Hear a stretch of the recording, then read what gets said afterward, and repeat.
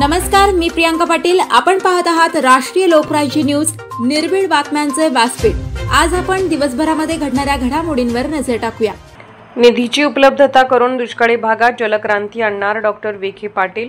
18 वर्षात त्यांनी फक्त 5 कोटी खर्च केले। त्यांनी 18 वर्षात फक्त 5 कोटी रुपये खर्च केले। पुढच्या 2.5 वर्षात जलसंपदा मंत्री नामदार राधाकृष्ण विखे पाटील आणि आमदार अमोल खताळ यांच्या माध्यमातून 25 कोटी रुपयांच्या विकास कामांचे नियोजन करून दुष्काळी भागाला सुजलाम सुफलाम करण्याचा प्रयत्न आमचा असेल, अशी ग्वाही पद्मश्री डॉक्टर विठ्ठलराव विखे पाटील सहकारी साखर कारखान्याचे चेअरमन डॉक्टर सुजय विखे पाटील यांनी दिली। भोजापूर चारीचा जलपूजन सोहळा नानज दुमाला येथे डॉक्टर सुजय विखे पाटील यांच्या उपस्थितीत संपन्न झाला। या निमित्ताने त्यांचे जोरदार स्वागत करण्यात आले। कार्यक्रमाला सौ नीलमताई खताळ, माजी तालुका अध्यक्ष भीमराव चतर, शिवसेनेचे विठ्ठलराव घोरपडे, संदीप देशमुख यांच्यासह महायुतीचे पदाधिकारी व हजारो ग्रामस्थ मोठ्या संख्येने उपस्थित होते। यावेळी बोलताना डॉक्टर सुजय विखे पाटील म्हणाले, 40 वर्ष सत्तेत राहून पाणी न आणणाऱ्यांना जनतेनं बाजूला केलं आणि महायुतीवर विश्वास ठेवला। आज त्या विश्वासाला उत्तर दिलं जात आहे। मी यापूर्वी शब्द दिला होता की ज्या दिवशी पाणी पोहोचेल त्या दिवशीच मी इथे सभा घेईन। आज तो दिवस आहे। ही केवळ सभा नाही तर जनतेच्या आश्वासनपूर्तीची साक्ष आहे। डॉक्टर सुजय विखे म्हणाले की अमोल खताळ यांनी हा संपूर्ण भाग पाणीदार करण्यासाठी जिद्दीने पाठपुरावा केला।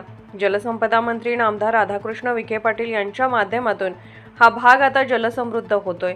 त्यांच्या खांद्यावर जबाबदारी देण्यात आली आणि त्यांनी ती यशस्वीपणे पार पाडली, याचा सार्थ अभिमान आहे। नीलमताई खताळ म्हणाल्या, वर्षानुवर्ष महिलांनी पाण्यासाठी होरपळ सोसली। आज त्या प्रतीक्षेला न्याय मिळाला आहे। सुजय दादांनी आणि नामदार विखे पाटील साहेबांनी दिलेला शब्द आमदार अमोल भाऊंनी खरा करून दाखवला आहे। तालुका त्यांच्या पाठीशी खंबीरपणे उभा आहे। ज्येष्ठ नेते भीमराव चतर यांनी विरोधकांना लक्ष करत सांगितले की कैलासवासी बाळासाहेब विखे पाटलांवर टीका करणाऱ्यांनी 4 दशके काय केले। आज विकास कामाचं उत्तर जनतेसमोर आहे। पाणी हा हक्क आहे।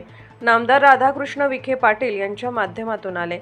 डॉक्टर सुजय विखे पाटील यांनी भाषणाच्या शेवटी एक खास विनंती करत सांगितले, नीलमताईंनी आमदार अमोल भाऊंना सांगावे की आम्ही विधानसभेत पाण्याविषयी विचारलेले प्रश्न अजूनही उत्तराशिवाय आहेत।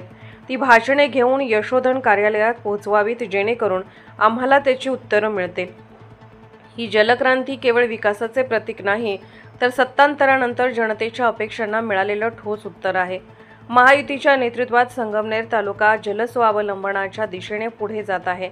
पाणी, रस्ते, शेती, शिक्षण, आरोग्य या साऱ्या क्षेत्रातील कार्यक्षम नेतृत्वच खरा विकास घडवू शकते, असा ठाम विश्वास डॉक्टर सुजय विखे पाटील यांनी व्यक्त केला।